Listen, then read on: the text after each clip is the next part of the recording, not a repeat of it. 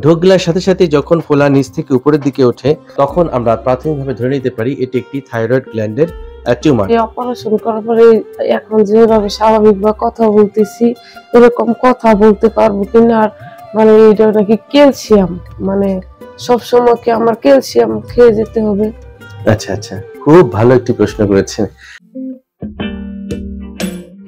অনেকেই আমার কাছে জিজ্ঞেস করে, স্যার গলার সামনে যে থাইরয়েড গ্ল্যান্ডের টিউমার হলে এটা আসলে কিভাবে অপারেশন করেন আপনারা, এবং এই অপারেশন করলে কোনো ক্ষতি হবে কিনা, এর কোনো সাইড ইফেক্ট আছে কিনা, এটা কিছু কমন প্রশ্ন থাকে আমার রোগীদের।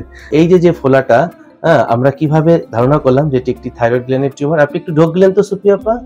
হ্যাঁ, ঢোক গেলার সাথে সাথে যখন ফোলা নিচ থেকে উপরের দিকে ওঠে তখন আমরা প্রাথমিকভাবে ধরে নিতে পারি এটি একটি থাইরয়েড গ্ল্যান্ডের টিউমার। তো এই যে এরকম ফোলা কতদিন ধরে খেয়াল করেছেন গলার সামনে?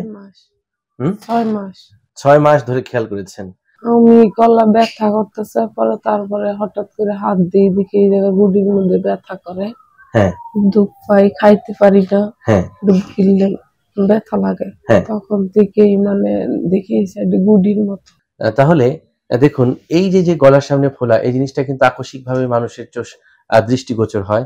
তিনিও কিন্তু খেয়াল করেছেন যে হঠাৎ করে একদিন যে তার গলার সামনে হাত দিতে যে দেখে যে একটু ফোলা, এবং তারপর এটা তার একটু সমস্যা তৈরি করছিল, গিলতে গেলে কষ্ট হচ্ছে, ভিতরে একটি বাধা বাধা কাটা কাটা ভাব অনুভব হতো, একটু হালকা ব্যথা করতো। এইরকম উপসর্গই কিন্তু মূলত হয় যখন গলার সামনে কোনো ফোলা হয়, এবং সেটি যদি থাইরয়েড গ্ল্যান্ডের কোনো সোয়েলিং হয়ে থাকে। আমাদের মানব দেহে এটা কিন্তু প্রজাপতির মতন একটি গ্ল্যান্ড থাকে, দুটা লোব থাকে, একটা হচ্ছে ডান পাশ, এটা হচ্ছে বাম পাশ।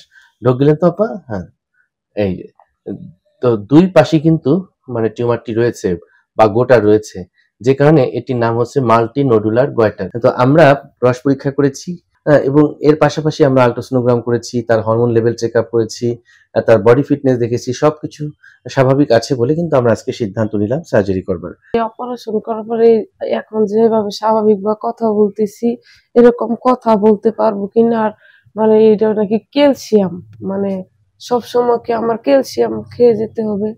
আচ্ছা আচ্ছা, খুব ভালো একটি প্রশ্ন করেছেন।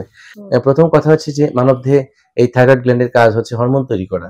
হ্যাঁ, সেই হরমোনের নাম হচ্ছে কি থাইরক্সিন। তো যেহেতু আমরা টোটাল থাইরয়েডেক্টমি করব, তাহলে আপনার এই হরমোন তো তৈরি করতে পারবে না। এই জন্য আপনাকে লাইফ লং থাইরক্সিন বা থাইরক্স যে আমরা ট্যাবলেটটি ইতিমধ্যে আপনাকে দিয়েছিলাম, এই ওষুধটা আপনাকে খেতে হবে। আর যে ক্যালসিয়ামের কথা বললেন, থাইরয়েড গ্ল্যান্ডের নিচে তলদেশে থাকে হচ্ছে আপনার প্যারাথাইরয়েড গ্ল্যান্ড, যেটির কাজ হচ্ছে ক্যালসিয়াম রেগুলেট করা, ক্যালসিয়াম নিয়ন্ত্রণ করতে সহায়তা করে, রেগুলেশনে সহায়তা করে। তো সেক্ষেত্রে আপনাকে এই প্যারাথাইরয়েড গ্ল্যান্ডটাকে আমরা প্রিজার্ভ করলে আপনার ওই ক্যালসিয়ামের ঘাটতি হবে না।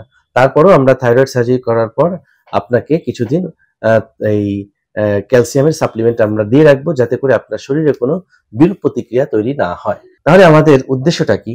উদ্দেশ্য হচ্ছে যে আমরা টিউমারটাও সরাবো, হ্যাঁ, পাশাপাশি তার যে ভাইটাল গুরুত্বপূর্ণ স্ট্রাকচার তার শরীরে রয়েছে, যেমন recurrent laryngeal nerve, parathyroid gland, red vessels, এই জিনিসগুলোকে সুরক্ষা প্রদান করব। হ্যাঁ, অর্থাৎ বিষয়টা এরকম যে সাপও মারবো, লাঠিও যাতে না ভাঙে, তাই না? বিষয়টা কিন্তু এরকম দাঁড়ালো। আমরা অপারেশন শেষ করে যেন হাসি মুখে বলতে পারি একটি কথা, যে অপারেশন সাকসেসফুল।